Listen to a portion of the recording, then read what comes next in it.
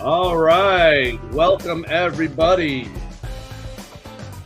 Welcome, everybody, to Everything to Gain. Awesome. John Lovig, how are you? I'm well. It's Friday. The weekend is upon us. That is great. Awesome. Well, everybody, thank you so much for tuning in to Everything to Gain, episode 19, Job Hunt Like a Headhunter. And today we have our first return guest, John Lovig. Welcome to you. Thank you so much for joining us again. It's good to be back.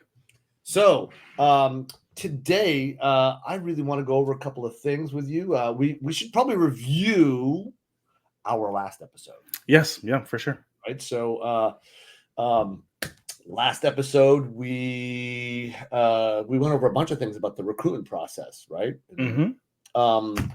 What do you recall as on the last episode? I mean, well, first and foremost, I was also newly on a job search myself. That is true. That is true. Yes. So fortuitous timing, and now we're talking about job hunting like a headhunter. So definitely was informed a lot by my own search. Lessons learned. Look at Yeah, that. exactly. Also, we talked a lot about demystifying recruiting and the recruitment process. The main thing I just keep hearing about, and I know we talked about this last time, is these capricious AI bots that are out there scanning everything and rejecting you as if they're a human, and it just simply doesn't exist yet. It still doesn't exist, right? Doesn't exist yet, folks. Humans are involved. We will welcome our AI overlords when they do finally show up. Yeah. They just don't exist just yet. That's right. I've heard of some firms that are hiring people like ourselves to train AI to do these things, but it's not there yet. Someday it will be.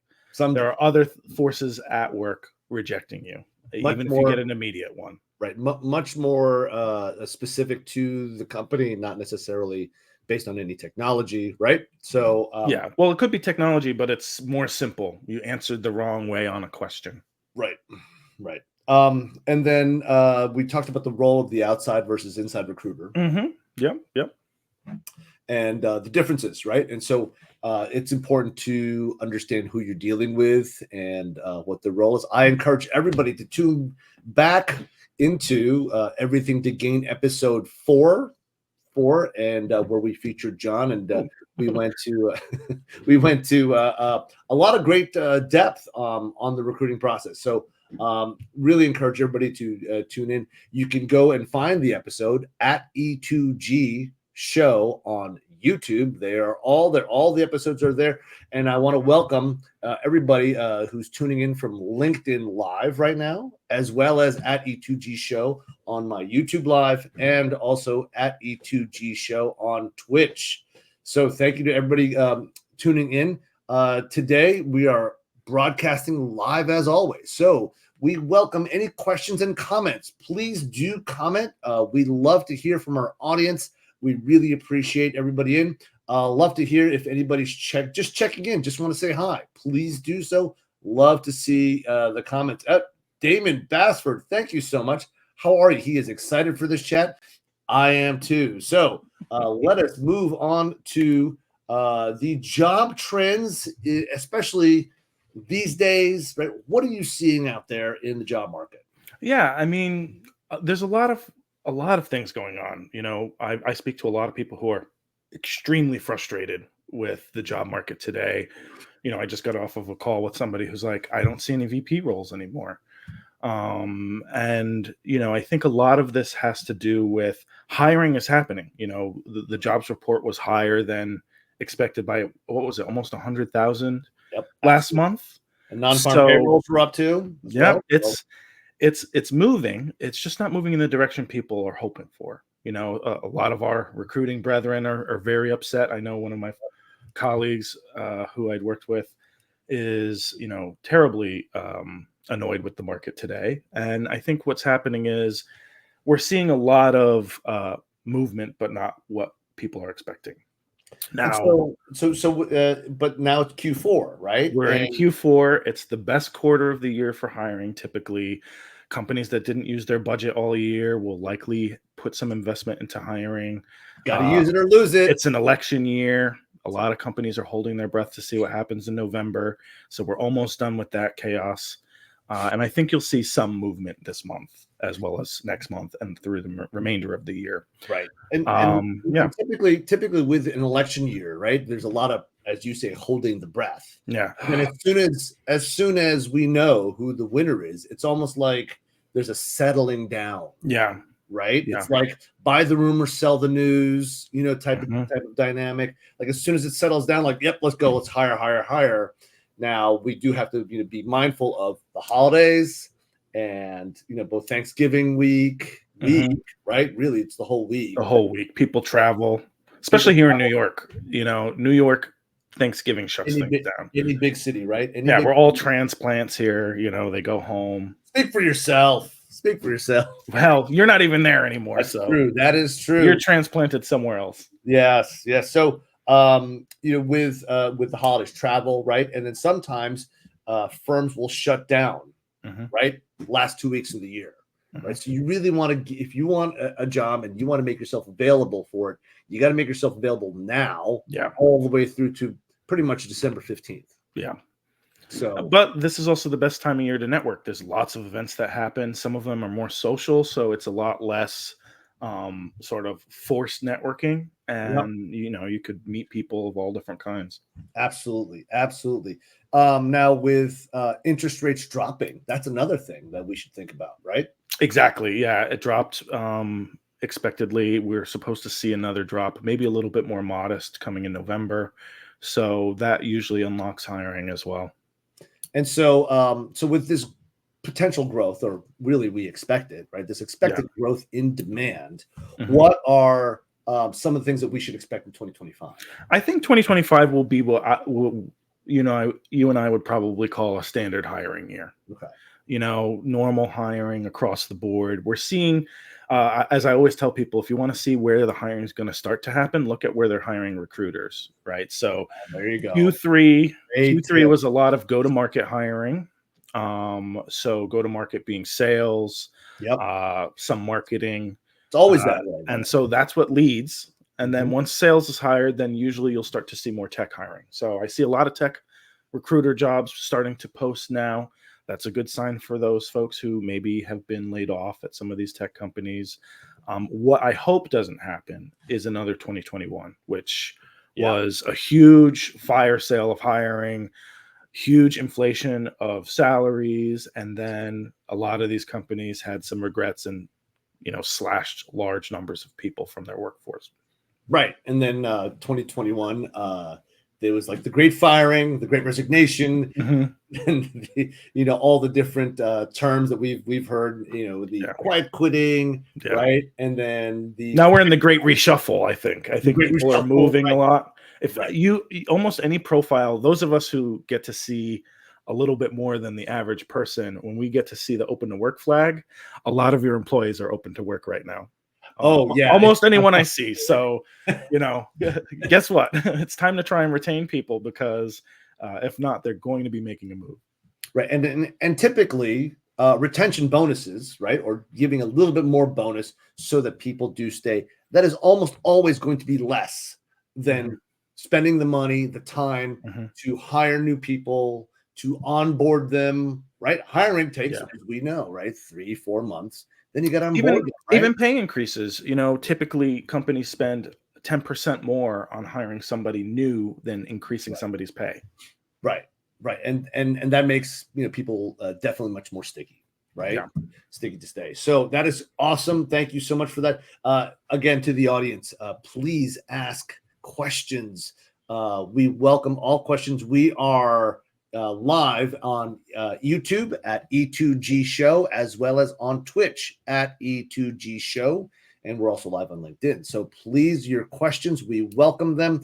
John is here. He is at the front lines of recruiting and hiring, which brings us to the hot news. I want to hear your hot news. Yeah, so last time we spoke, I was looking for a job, and I did my recruiter thing, texted every recruiter I knew, was able to land a really exciting contract, working within the AI space. It's been super fun, designing some processes, hiring a project team. But what that also allowed me to do is reflect and say, you know what, I am going to stand up my own business. And so that's what I did. Woot. Yes. Everybody, high five to John on starting the new business. Tell us more. Yeah, so it's called Ampersand Talent Advisory. Those people who understand that reference will appreciate it, I think. Has a lot to do with working relationships that I've had over the years, and means a lot to me when it comes to talent, because when you work with great people, you love what you do. And when you love what you do, you put in good work. And so that's what I did. I founded the company, stood it up, did all the work myself, pretty much with my website, my branding. I'm pretty good with Canva, so that helped a lot. That helps. Absolutely. Now, I provide three main service offerings as part of my business.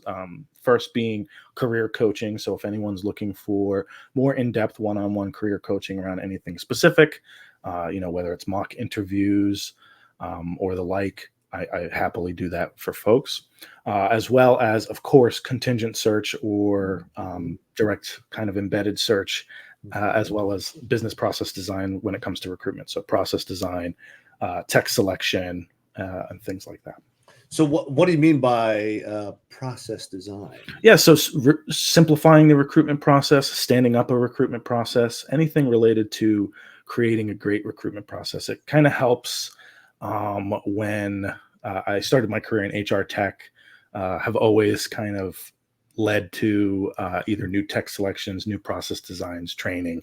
And so because of that background and having also managed recruiters, I'm pretty good at helping companies design a process, select tools in order to make a more efficient process, and then stand up, a recruiting function that operates under best practices.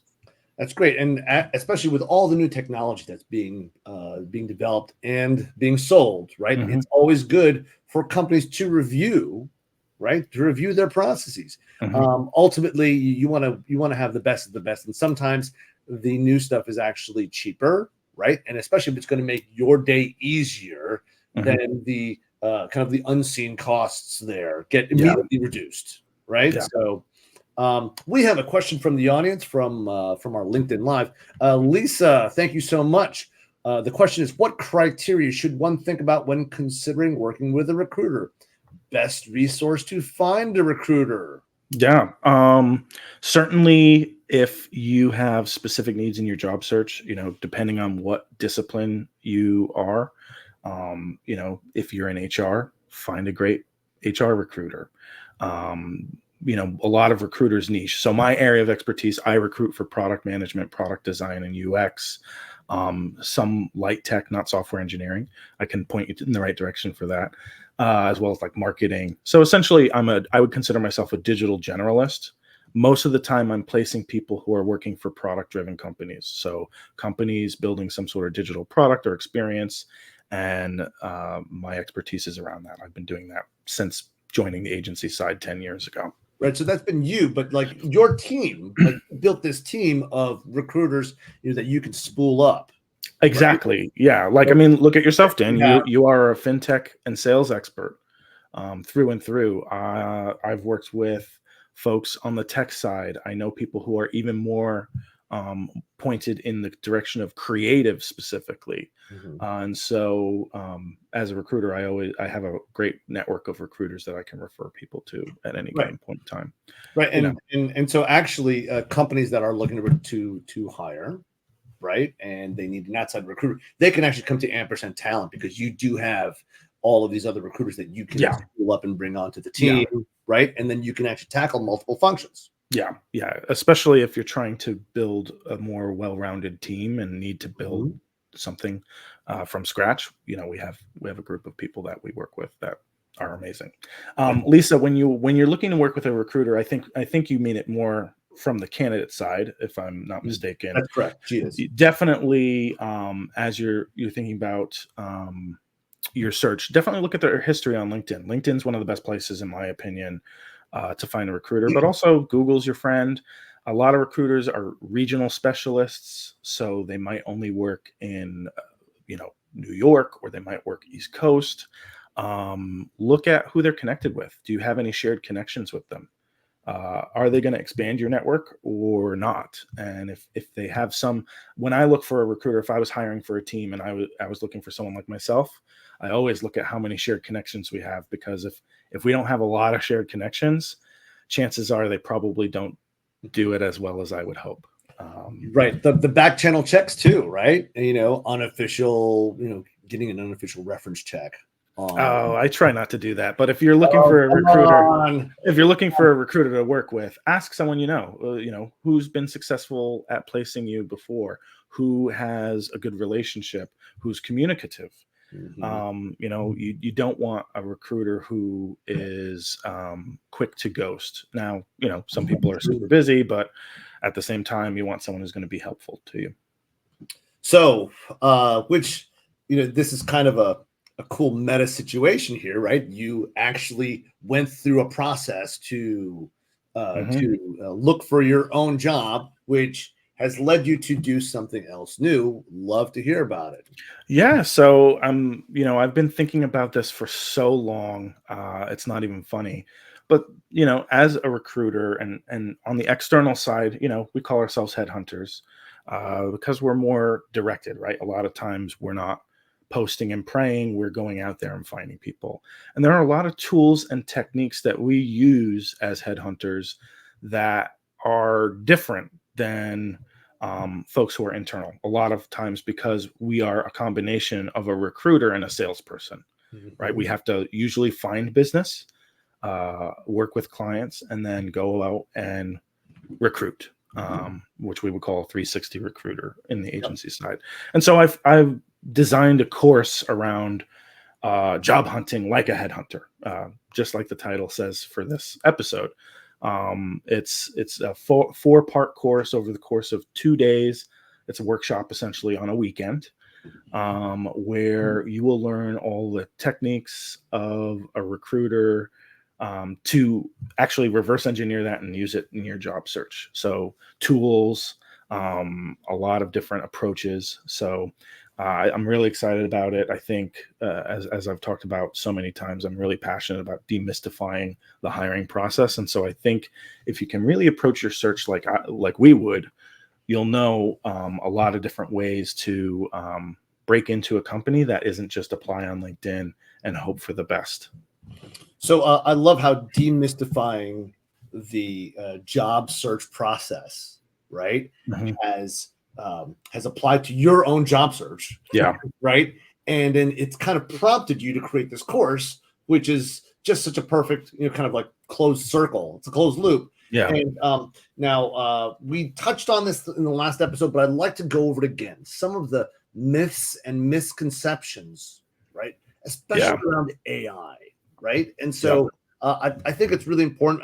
I think we should reiterate this kind of every chance we get. Yeah. Right? Because there's so much noise out there around, these people who will sell resume writing services, right? And fight the AI and so I'd love for you to kind of go over that again. Yeah. So as I talk about pretty regularly, a lot of times people think AI is super involved. One, because misconception, a lot of career coaches, for instance, haven't been on the backside of an ATS for 15 years, Ever, actually, right? Yeah. And I've worked with every major applicant tracking system on the market, from legacy enterprise software all the way through to some of the more modern tools like Lever, Greenhouse. And I've been not just on the agency portal submit candidate side, but also configuring them and being embedded to actually see how they work. And thus far. So, by the way, for the audience, an applicant tracking system is the software that companies will use, recruiting agencies will use to keep track of all of their applicants. It's literally that. It is an enhanced filing cabinet. Yeah. Yeah. So, when you used to have to just drop off your resume or fax it, now this is just the one that allows you to just send it immediately. I know everybody hates Workday. That's the bane of most people's existence these days. Sorry to Workday folks that I know, but everybody hates it. So I think when talking about where AI does fit into the picture currently, it's in a few different places right now.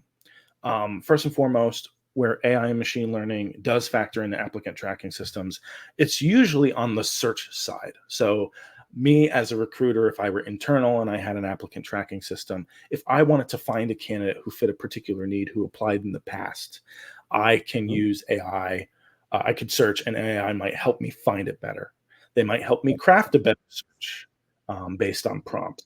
Right. They might, AI is used potentially in certain circumstances where it will analyze the job description that you have in the platform and give you a ranking of candidates who might best fit the role. I will tell you from experience, it's almost always not really right. Right, because it's It's too translating. superficial at this point. Right, right. It's translating language that's endemic to that company, Mhm. right? And it's filtering against a resume written by somebody from outside the company that's talking about their history in the diction that's endemic to each individual company that they were at. Yeah. Right. So it's almost like this weird translation, right? And That's we talk about AI like it's a new thing. AI is not new. What's new is consumer use of generative correct. AI, right? Correct. Generative AI versus just AI. Generative AI is what allows you to prompt an AI tool to come up with something new, whether it's an image, whether it's content. And that's what the chat GPTs of the world are doing. And that is being introduced, right? So a great example of this is LinkedIn is now using generative AI to help you construct searches. And so this is where if you understand how you represent yourself, you can be more searchable. And so that's where putting in the relevant keywords is. But all the way back when I was still in HR technology, our applicant tracking system, which was super old compared to others, and it's been a hybrid of acquisition after acquisition and merging different types of software together. Back then, we had a light AI that would recommend candidates. And there's a funny example of one time this candidate, he applied to everything. And instead of actually putting keywords in his resume, what he would do is he would copy the job description and paste it in his Word doc very, very, very, very tiny in white.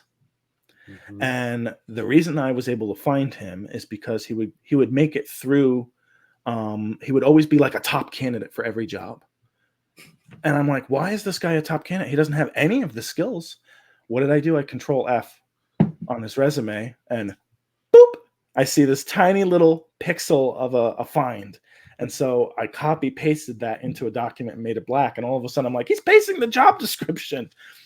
He did get banned. Like we put a ban on him from applying to jobs ever because it's unethical to do that. It's unethical, right? And it's really lazy. Do not You know? game the applicant tracking system. Yeah, do not Apply the thing you qualify for and make sure that your profile reflects your qualifications. Don't game it. and which actually brings us to kind of like the candidate profile. They don't understand the process, so we're here Yeah. to help with that. Number one. Yep. Please ask us. We're your resource for this type of thing, right? So please ask us a ton of questions, right? Yeah. Please do, because we're okay with with anybody out there that's ignorant. If you're ignorant to the process, we'll teach you. Yeah. Right? We will teach you. It's people like that candidate, right? That they're being willful about it, right? Yeah. I mean, it's frustrating. It's really like, frustrating. do you want a job you're not qualifying for? Do you think you're actually going to do a good job? Right. And so, like, come on, dude. I think there were other factors involved in that particular case. Absolutely. But I think that ignorance, right? If you don't know, then you're just going to, fire off as many resumes as possible in the hope, right? In the hope of getting a response. And we talk about that all the time. Yeah. Yeah. It's And the hopium, right? yeah, I love that word for sure. And I think in terms of where we will see AI will start to play a bigger part in these tools. Absolutely. I think companies will be cautious of adopting too much of it.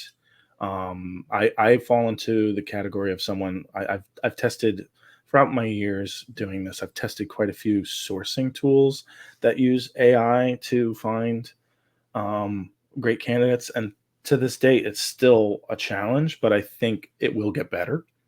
Right now, a lot of people use AI for job descriptions, right? We write great job descriptions, we write content with it, and that makes a recruiter's life more easy. Because one thing most recruiters that I've ever worked with, they hate, it's the dreaded term, especially on the agency side, admin. They hate admin. So AI will probably improve workflows. It will probably improve scheduling. It might even improve the candidate experience, because AI might become another point of contact for you to keep you in the loop and keep you engaged in the process, that you know where Right. you stand. Right. Yeah, and we all know that the employee experience, right, an optimal employee experience happens even before they become a candidate, right? It's Yeah. when they first start to hear about a company or an opportunity. Right? I can't remember the exact research, but I do know the interview process has a somewhat causal relationship to how long somebody stays at a company. Incredible, incredible, right? Like they're not even like a twinkle in the eye of, right? Yeah. And that interview really is so important. It's so key. I mean, it's your first touch point, right? It's your first touch point. I actually recall when I took my my kid to visit campuses for your college visits. Hmm. Went to one college. They had an incredible experience because the tour guide was amazing. Yeah. The very next college we went to, 2 hours later, even though it was more prestigious academically and actually in every aspect, the tour guide was just so blah that it was like, oh, we're totally not applying to the second one.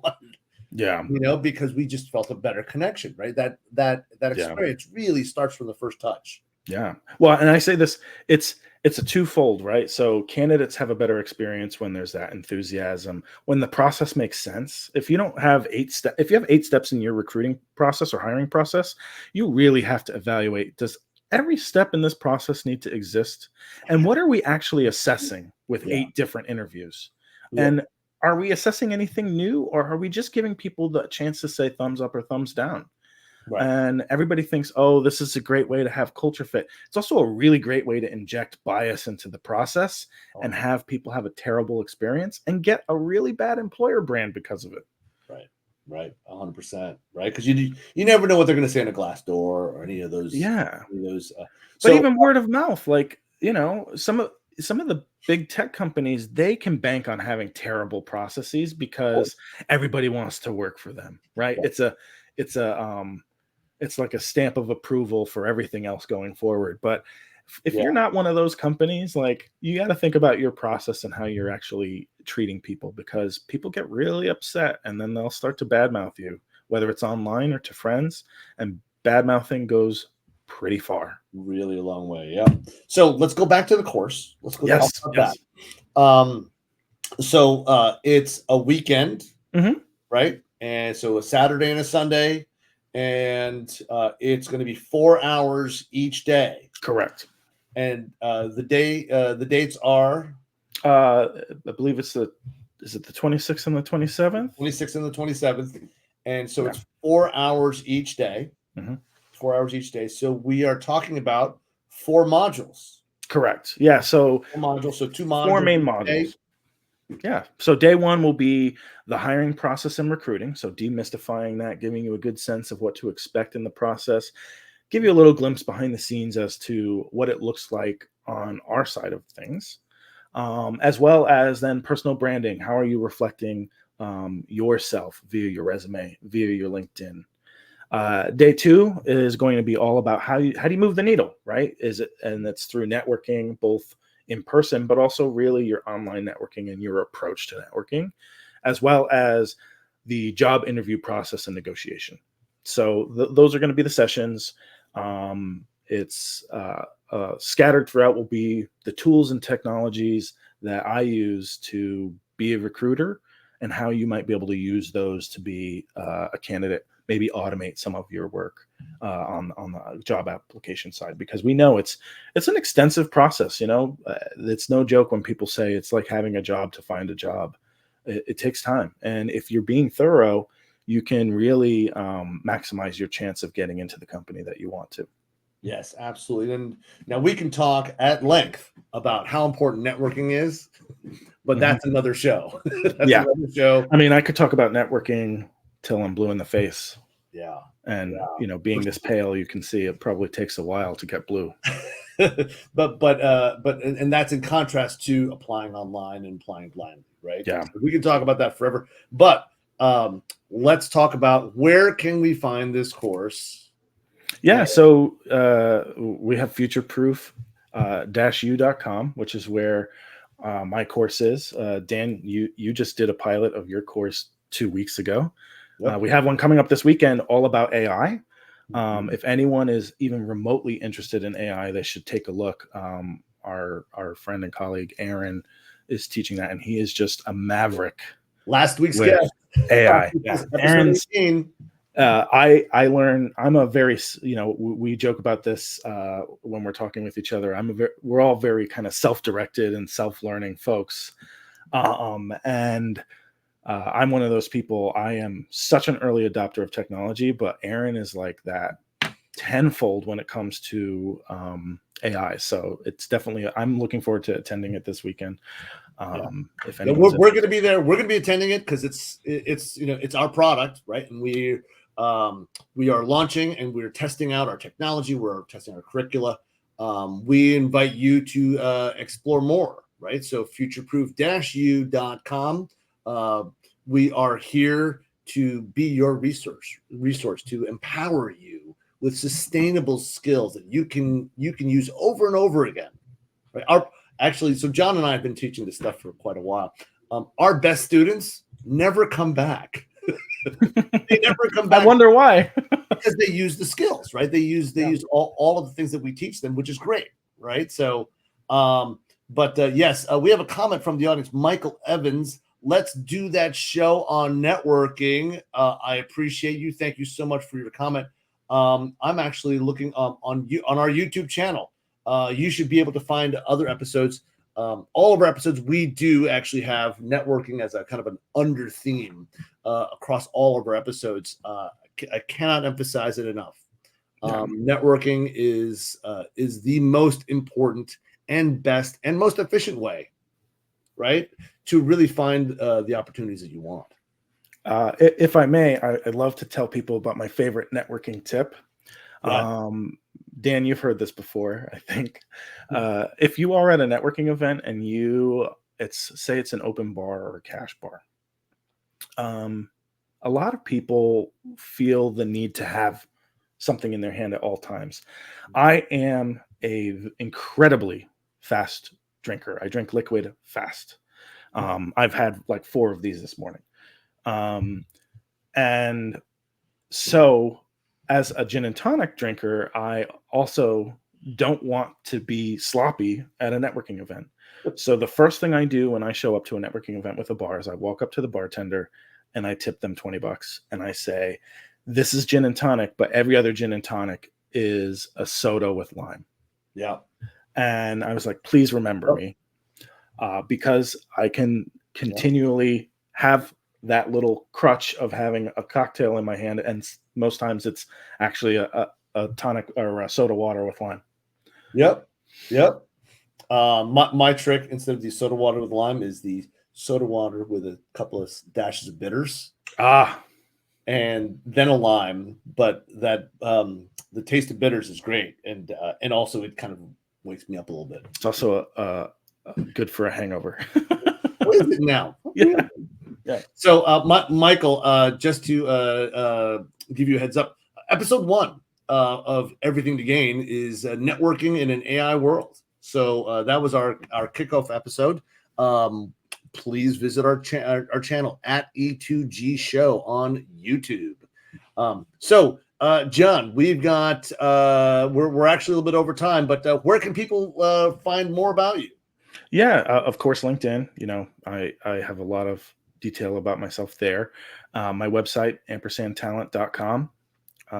Those are the best places. I'm not a big Twitter user, even though I'm one of those older millennials. I don't like it. It's gotten a little toxic for me. So yeah, that's pretty much it. All right. So at John Lovig on LinkedIn, ampersandtalent.com. Yep. And futureproof-u.com. So, yeah, if you can't find me, I question your ability to search for anything, because I am the only John Lovig that I know of. Thank God for that. Yeah. Or my parents. All right. So, everybody, thank you so much for joining another episode of Everything to Gain. John, thank you so much for being a part of the show. Thanks for having me again. Great to be here with you as always to discuss all the trends that are going on in jobs and careers and work. So this has been Everything to Gain, episode 19, Job Hunt Like a Headhunter. The music that you hear on the intro and the outro is from our good friend LJ Tisdale. So tune in next week. We will have another episode bringing you the value that we want to, because we're all about making positive changes in your life, and that's what E2G is all about. So thanks so much, and have a great weekend, John. Have a great weekend. Thank you to the audience for joining. Thank you.